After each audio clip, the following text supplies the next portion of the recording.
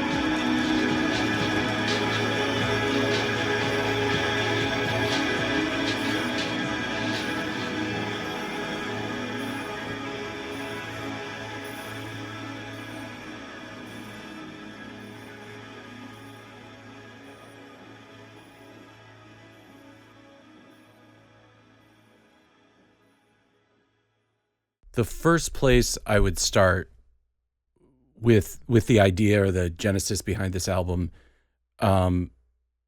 there's two things. One is I was doing tons of live performances, and over the last 4 years, I've just been performing quite a bit.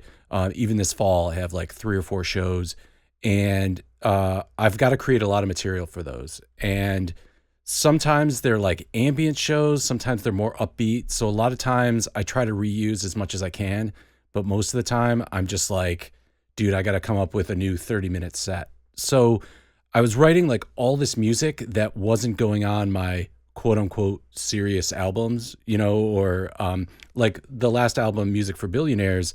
That album was a lot of music I was writing, kind of handwriting down, and then having people perform it on instruments. I was doing a lot of the recording, going to studios to get it recorded. So there was never really this link between what I was doing in these live performances and then this other musical practice. So I think that's what this album was about. It was hey man, I've got so much stuff that I've been doing for live performance. Can I turn that into, at first I was I should do a live album. And then I was my live performances are a little rough. And I'm I want to put out something that feels really polished. So I think that's how we get to Electric Rodeo Revival, in that I was just trying to sort of push towards having a studio album that used a lot of those live performances. And you mentioned handwriting. Is handwriting atypical, or is that something you normally do when you're doing your albums, or was that unusual and then, it carried over? Or is that something you normally, because I know you've talked to some people about how they come up with their music. And some people seem to have to almost storyboard their music or write it. But is that your typical process, or is it more free flowing when you generally do an album? It's funny. Yeah. Usually it's like there's a score and, I've written out the form and there's this whole process behind it. All right, let me stop you there. So let's assume I'm not a musician. What is, I heard you mention score in one of your episodes and finished album. So what, for somebody who doesn't know anything about composition, what is the difference between a score? Is a score the writing of the notes? Is that what it means? Right. Well, so here's one of the things. Here's one of the problems with my last album, quote unquote problems. And I was trying to like solve that problem with this album. And one of the problems, were that I would write a score. So I was physically writing notes on a page. And by physically, I mean in a computer software. I was writing notes and I was giving that to performers, some really fantastic performers. They would play that, quote unquote, interpret that. We would record it. And then that performance would get mixed with whatever, other crazy stuff I was doing with electronics or other sounds I'm making on the computer or with my lap steel. So there was always that process of writing it down, having musicians interpret it. And I felt like because there was so many other people involved and there was so many other things happening, that, and like all this recording that had to take place, and like sometimes it was early in the morning and somebody might have a bad morning or, whatever, that there was so many variables that when it came to the final like mixing process, I was spending so much time trying to not so much like tune stuff or fix errors, but just really like kind of shape it to the sound that I wanted. So this idea of like taking stuff from my live sessions and being able to just sort of really just like keep that in the studio and keep it sort of like in captivity, and not have to have it like go to a studio or go to another place where it could like lose fidelity or lose some of the, just some of the aspects of it. And have it be all a closed loop. That seemed really exciting to me. It was pretty lonely because I'm like recording it all, mixing it all, mastering it all myself. And I had thought about getting somebody else to master it, or somebody else even to do some of the mixing just to like get another opinion in. But the end result is really just a closed loop of me saying, what if I did everything myself? So did you, when you had it mixed and mastered and everything, did you send it to anybody, or did you just release it with nobody else's ears hearing it but yours? That's a good point. I don't think at any point anybody has heard this album. I think you listening to it for this show, me sharing it with, like my PR person and the label, those are probably some of the only people that have heard this start to finish as an album. However, I post all this stuff on the internet all the time, snippets of it. And also at live shows, this is some, pretty close to what you're hearing at live shows as well. So I have had audiences respond to it and be like, I see head bobbing and I'm like, okay, that's the international symbol for they're enjoying this. And I've seen audience just be like, WTF, like, what the hell is this? And I'm like, okay, maybe I pull this out of the set. So, and those kind of WTF songs didn't make it onto the album. So I was really trying to like create something that went well in live performance and find a way to capture that on the album.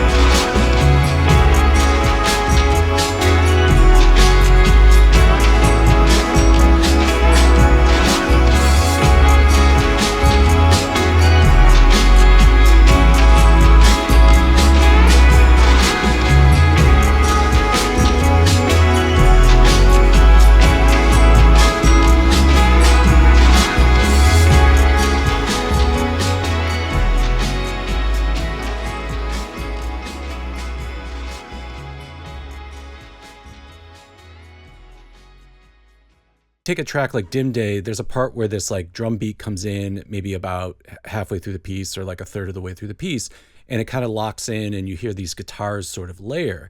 And when I do that in a live show, I have that sort of backing track beat, but then I'm actually live layering those guitar parts using Ableton Push and Ableton software. So that's cool at a live show because you can kind of see me building it, and that's a whole fun thing. But on an album, you're just like, dude, why is this taking so long to, come together? So I was really careful to not just make it. That's why I didn't just do a live album, because I'm like, is this really that interesting to listen to sitting at home, to hear somebody building something? I mean, with video, it's kind of interesting because you can see me doing it. But I wanted this to be an album, and I didn't want to have to explain, be like, disclaimer, this is taking so long to get to the point because he has to build it all live. I also didn't want that limitation. So I wanted it to be an album, and I do a lot of layering that I could never do live. I couldn't have both like two guitar parts being layered and being added at the same time. So I think I spent a lot of time, as far as your question about like track flow, I spent a lot of time making sure that tracks moved fast enough to keep the audience's attention if you're just like listening on earbuds. But then also making sure that it kind of worked as an album and it wasn't just a collection of, songs that I do live that I threw together to, put an album out. So follow up. So how do you determine the first and last track? Because that's one of the most fascinating aspects to me on how somebody starts off. Because obviously first track sort of starts to set a mood, which I think Dimday, it feels like it has three phases to me. That may be incorrect, but it does feel like it's kind of gradual, and then it feels like you're introducing the drum and bass elements a bit, and then you're kind of moving into, okay, this is, I don't know if it's necessarily supposed to encompass the entirety of the soundscape of the album, but it feels like a setup song, which is, I think, for some people what they want. Yeah. And then how do you determine the last track? Because then obviously that's the last thing you think about if you listen beginning to end to a track. Is that something where you, when you get to a certain point, do you have an idea, this is probably going to be the first one, this is probably going to be the last one, or does it change in the actual creation of the album? Well, I don't know. I feel like I'm doing like an Enigma style thing where, you know how Enigma albums have a very similar track, like at the start of every album, like it's like this similar thing. And Dimday already was a first track on a previous album called Beast of Bone Moor that I did. And this version is totally different. It's similar, but it's totally different because Dimday was like an 8-minute piece and it was real ambient. And I mean, I even found playing that live, people were kind of like, okay, like, are you like, when's the next track? Move it along. Yeah, move along. And I didn't want that at a show. I didn't want people to be like, man, like, when is this only a 20-minute set? Like, when is this going to be over? So that song got workshopped quite a bit to be this sort of like song that hangs out a little bit but keeps moving. And so that was like adding the drums, cutting out some parts so it developed faster, adding kind of like 3 parts that used to be very long and now they're much shorter. And so you asked the question, like, how do you decide if that's the start or the end? I originally didn't want it to be the first song because it was the first song on another album. So I was thinking about having it be last or somewhere else in the album. And I just like finally like at the end I was like, no, dude, this is a great opening track. It worked on Beast of Bone Moor. A lot of times when I perform live, I open with it because it's kind of like, what is this? Is this an ambient show? And then, like you said, the beat drops and it locks in, and then there's a lot of layering. So that's exciting for people to see me do that on the lap steel where I'm like layering sounds. So it's a good introduction. So I finally like stopped fighting it and just said, okay, this has to go first.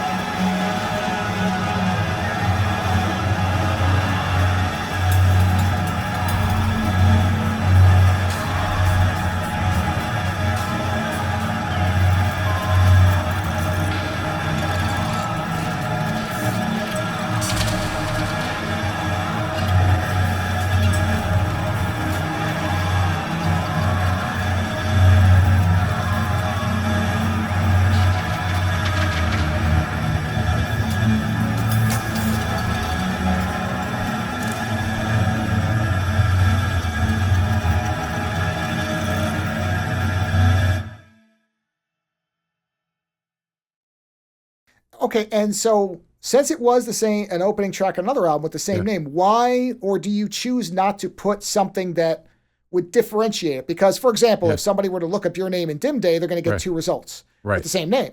Right. And a lot of artists will put, remix, updated, version 2, Sure. 2025, all that type of stuff. Is there a specific reason? Because throwaway culture is similar. I went Right. back and I was listening to the two versions of throwaway culture, and they're very, Right. very different. And I think you've actually got a third version of. Is there a third version of throwaway culture that I've heard somewhere? Well, Maybe it was in a live thing or something where it sounded that's- different, probably because Yeah. I didn't realize you were doing the building thing. So now this makes a lot more sense. But why do you not designate a different version like, okay, ERR or remix or Right. whatever? Yeah. for I that? thought the revival. I was gonna have them be called like the revival remix, but I didn't. I think there was like a weird copyright issue with that too. But I think at the end of the day, I was thinking today about this question. I was thinking to myself, like, it's kind of weird that artists write a song and then that is the song for the rest of time. Like, I don't know, name a song like the Catherine Wheel. We like the Catherine Wheel, like the song I Want to Touch You, that song. Like, Right. I've never heard, besides maybe a live album, I've never heard another version of that song than the one that they recorded, 40 years ago? Man, we're old. But do you know what I mean? Like, and I'm like, man, that's really weird. Like, why is that? So this song is Dimday. It's not the same one as the other album, but it's the same materials. I'm adding new things, I'm shortening and I'm editing it. So it's almost like I'm just revisiting it because I revisited the original track in live performance. I'm like now then translating it back to an album. And it just feels like, well, why can't they? They're both Dimday. And yeah, it would be a lot more helpful if it was like, oh, this is the revival remix, but you could call it that. You could just call it the revival remix. I think about with all like the Bjork remixes where there's like 87, of just all is full of love. There's like so many versions of that song. And so much to the point that you're like, man, I can't even find that one I'm looking for. Like who did it? Was it Plaid? Was it the Musique remix or something? So yeah, they are the same song, but they're not. They're the same name, the same idea, but they're kind of a different take, a different approach to it. It's kind of like a reboot. It's a reboot of your own stuff. Well, it sounds like a Doctor Who version of song making where Sure. it's always the same being, but it Yeah. takes very different forms and has different Yeah. personalities. And it's interesting because I was just Yeah. see, for me, it's very much the opposite. Is whatever the newest version is the only version, and I want to obliterate all the old versions because I was working on something actually just in the last couple days. Over the weekend, I was refining an old image that I saw all these problems with, and I'm not letting that old image stay. Right. That old image is Yeah. going to get blown away because I don't like the imperfections. Whereas some people would probably argue that no, you should leave that because it shows the evolution of the image. It shows what parts you now, however many years later, found that had to be changed, updated, whatever. And I don't think that's an invalid way. Yeah. Everybody's approach to art is their own approach, and there is no wrong approach to how you do it. But I'm sort of the opposite, where it's like, no, whatever the newest version is, that's the clean version, and everything else was leading up to it. And I don't want people to think I will show the iterations. Right. But there isn't two versions of that image. There's one version of that image, and that's it. Yeah. So it's interesting though, because I understand what you're saying, and it makes sense in terms of the idea that music is sort of something that's amorphous for a lot of people. Sure. And there are many artists who do 80,000 different versions of their songs, Right. and each one can be wildly different. Some are more similar, but there are wildly different variations. So it's an interesting way to look at it. I guess- kind of understand it now with the building thing. Yeah, and we have such a culture where it's people do cover versions of other songs, and every upbeat song that you've ever loved, somebody has done the most heart-wrenching, downtrodden version you can imagine. And sometimes that's really cool if you're in that mood, and other times you're just like, oh man, this is really pretentious. But I feel the Johnny Cash version of "Hurt." That's my wife's favorite kind of "I Want to Cry" song, and it's compared to the original, and it's a beautiful song. It's magnificent. It's devastating. And with the video, when they show pictures of his wife, it's devastating. Terrible. I can't watch it. But some people really love the original and the 30 or what is it, almost a minute of distortion at the end where it's great. So why can't you do that with your own music? Why can't you just do covers of your own music? And I feel like this version of Dimday and this version of Throwaway Culture, and even Hunters on the Moor, which also appeared on Beast of Bone and More, they're the kind of, what if the artist that did this album, which is still me, in this set of doing like live sets and doing sort of more straightforward electronic music, how would they cover this song? How would they interpret it? Well, and it probably also is a byproduct of some of the way that you perform, where you have to construct albums. I feel like there's musicians who are very tight in how they construct, like, this is how the song has to sound. Yeah. So I imagine there are people similar to me in terms of their songcraft, where it's like, this is the only version of this song. Yeah. I won't allow remixes. I will never remix it myself. That's it. It's done. And it's sealed. Yeah. And that's interesting too, because you feel like, well, then you must think that's the only version of that song that can exist.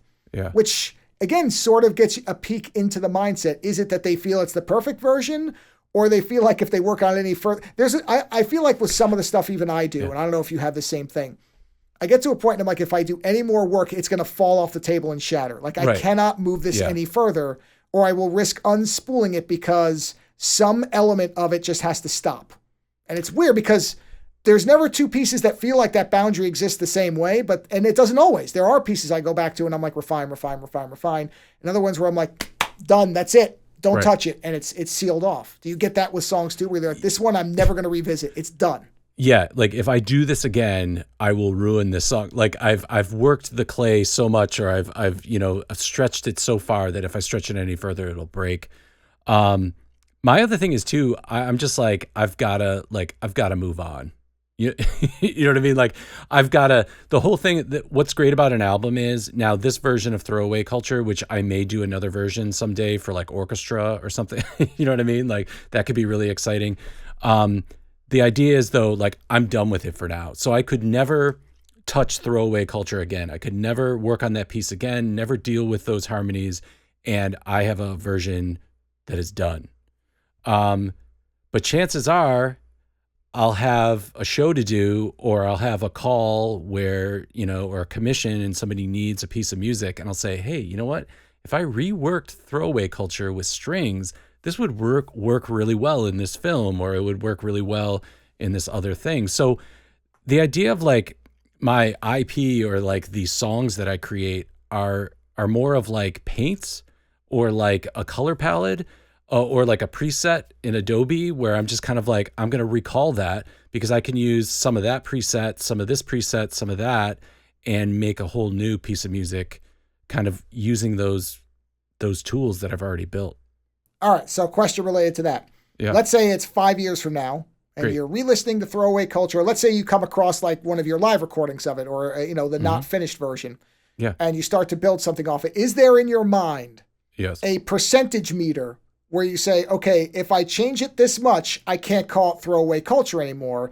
But if I only change it this much, I'll just release it with the same name again as track 6 on an album. Like, do you have that calculus going where you feel like this has crossed into a new song as opposed to it's a remix without calling it a remix?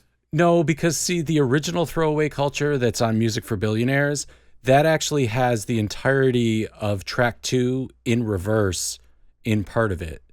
And it also has parts of track 1 being played in a different rhythm in it as well. So I'm even like self-cannibalizing, like, on the same album. So if I'm doing that on one album, like, there are no rules. That, like, 5 years, I'm like, man, did that even happen? Like, like, you know what I mean? So like, I'm all about like, and I'm not doing that to just like create shit, or like put a bunch of stuff out and then be like, here's just a bunch of stuff I threw together. I'm like really intentional with it. But my idea is, maybe I didn't quite get it right the first time, and I still like what it was originally. But maybe I could work it a little bit further, not break it, like you said, like not push it too far where it like breaks, but like, where else can I go with it? Where else can I use it?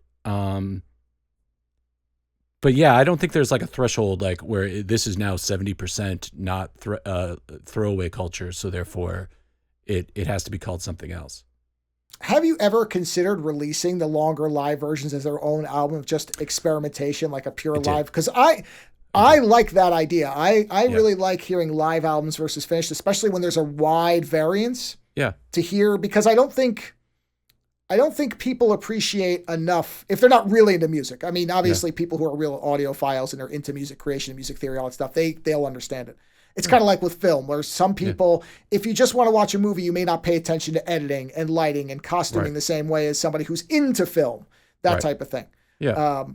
But there's an interesting idea that if you hear the live expanded version where you hear the building and then you listen to the finished version or an album version, let's say, and you're like, okay, so this is where it was tightened up. And does that work better for me or not? Because I think some people do like the jam session idea of music, especially with, like you're saying, layering, where they start to, especially if you have really good headphones and you're hearing the assembly portion, you're like, interesting. Okay, this is where he felt like he locked this part in.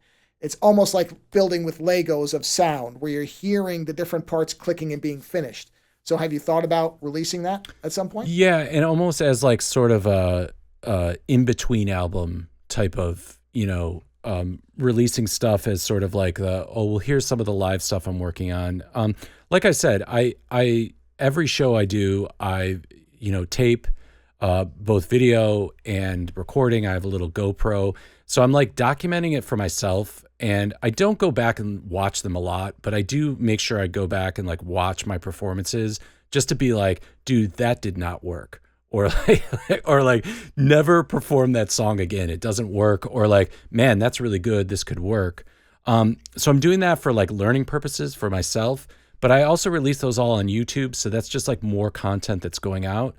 My only thing is with the visual aspect of it, I think it's still really interesting because at a lot of the shows, there's like video going on. The last show I did at the There's Soma a person Arts. dancing in a costume or something, right? There was a person moving around. The Dream Messenger or Secret Messenger. It was really creepy. But now, okay, so was that your idea or was that for everybody? No. That person was just there. That's the cool thing about a lot of the shows that I do is sometimes it's like just show up in this bar, play in the corner. And other times it's like we have video people. Sometimes I have my sister do the video. We have video people there. We have dancers. We have something else going on besides you just turning knobs or playing guitar in the corner. And so that's why I'm like always videotaping these and recording them, because sometimes visually what's going on is really just as important as what I'm doing live. So sometimes I'm like noodling around on the guitar or building stuff really slow because there's all this visual. There could be a dancer, there could be video happening behind me. So there's not a requirement for the song to really carry the whole story.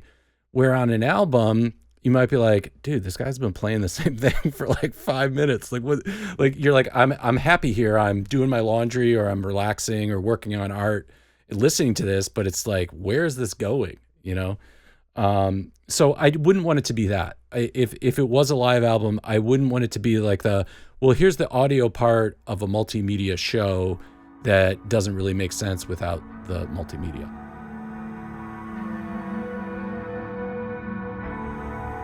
Well, thanks again to Doug Bielmeyer for coming on and sharing his time and his music with us. And remember, you can pre-order the album now over on Bandcamp, and we'll see you again for part 2.